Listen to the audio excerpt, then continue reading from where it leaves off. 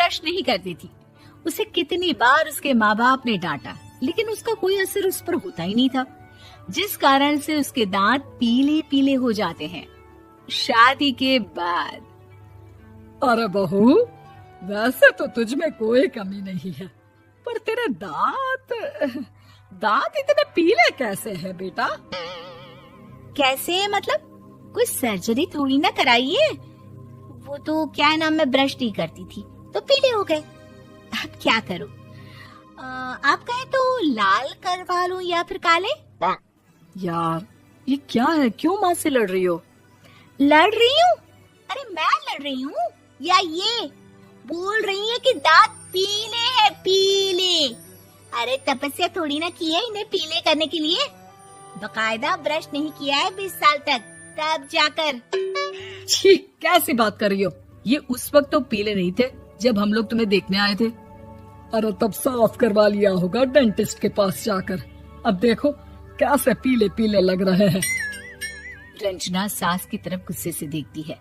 फिर शुरू हो गई पीले पीले पीले। अरे पीले तो तब भी थे जब मेरे हाथ का रसगुल्ला उड़ा उड़ा कर खा रही थी और बोल रही थी, लड़की नहीं गुणों का खजाना दे रहे भाई साहब आप। खैर, अब वो लोग करते भी तो क्या करते, पीले दांत वाली बहू पल्ले पड़ी थी तो झेलना तो था ही। एक दिन कीर्तन में रंजना गाना गा रही थी। अरे कमला बहन, माँ का द्वार है, यहाँ तो सब शुद्ध होकर आते हैं, फिर अपनी बहू को ब्रश भी नहीं करवाती तुम। दूर से पीले पीले दांत भक्ति में बाधा उत्पन्न कर रहे हैं। अरे कोई 2 साल की बच्ची थोड़ी ना लेकर आई हूँ मैं बहू बनाकर। अच्छी खासी लड़की है, अरे कैसे करवाऊं ब्रश? ये तो उसे खुद करना चाहिए ना। अब माँ बाप तो इसके जैसे तैसे निपटा दिए, ये नहीं सोचा कि सास कैसे संभालेगी। सास बहू को लेकर घर आ जाती है, लेकिन सोच लेती है कि अब इसे लेकर कहीं नहीं जाएगी। अगले रोज बहू कहती है, अरे क्या हो गया, मंदिर नहीं जाना क्या? कीर्तन का वक्त हो रहा है। मेरी मधुर वाणी से कान्हा जी जागते हैं और सोते हैं। आप तो जानती है ना उनकी भक्ति में कितना मन लगता है मेरा।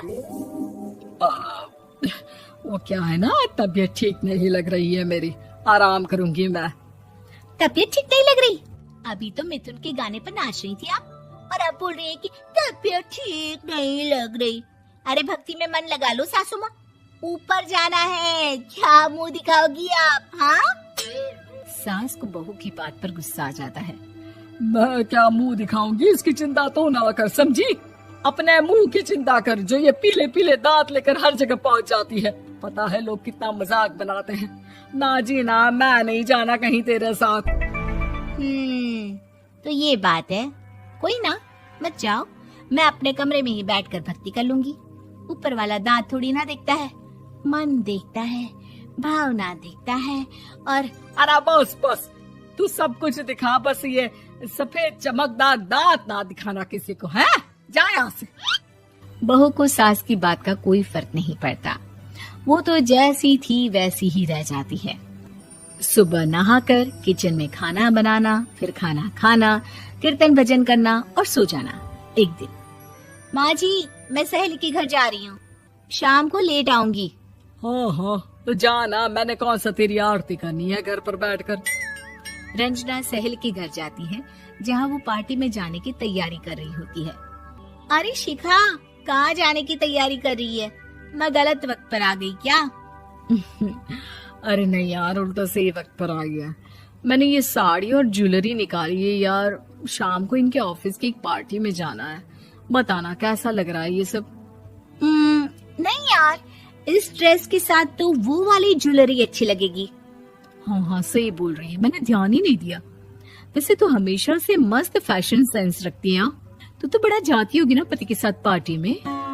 रंजना कुछ नहीं बोलती, बस सोचती है कि यार काश ये बात सही हो जाती, पर मैं क्यों नहीं जाती पार्टी में? क्या इन लोगों की कोई पार्टी होती नहीं होगी? रंजना घर आती है और रात में पति से सवाल करती है, एक बात बताइए, आप मुझे किसी पार्टी में क्यों नहीं ले जाते? क्या आपके यहाँ ऑफिस में पार्टी नहीं होती? पति बेचारा क्या कहता कि दांत पीले हैं तुम्हारे इसलिए। अरे कोई पार्टी होती नहीं हम लोगों के ऑफिस में, तो कहाँ से लेकर जाऊं? और मार्केट, मॉल, कहीं वीकेंड घूमना, कहीं तो। अरे यार, सारे हफ्ते में एक छुट्टी मिलती है, तो सोचता हूँ कि आराम ही कर लूं। क्यों?